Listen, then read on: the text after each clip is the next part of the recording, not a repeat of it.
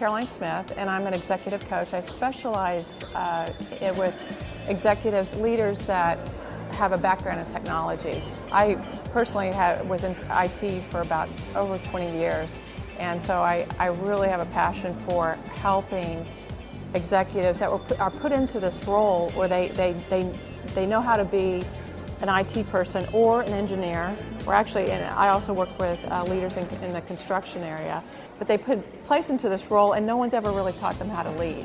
And so it's those soft skills, the leadership skills and the communication skills to get there. You have a goal, and it's inspiring people to follow you.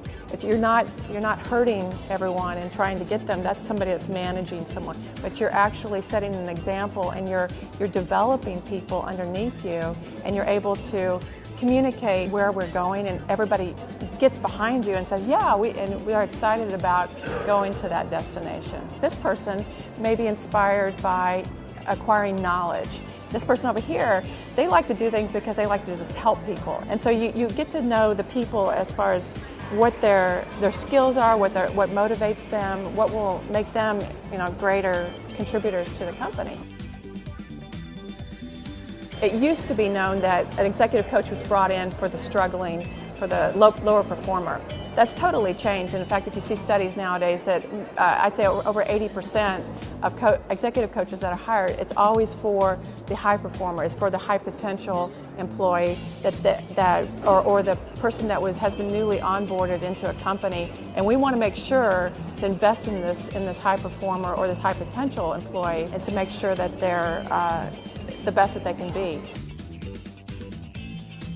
In my experience as an IT professional, so I can just understand the lingo, and so that's one area that I have expertise in. I think I have a unique ability to really listen, to be present with my clients, and to understand where they're coming from, and to be able to help them get clarity and as to where they're going to. And finally, I just make it fun for them, because it's not just this boring coaching assignment.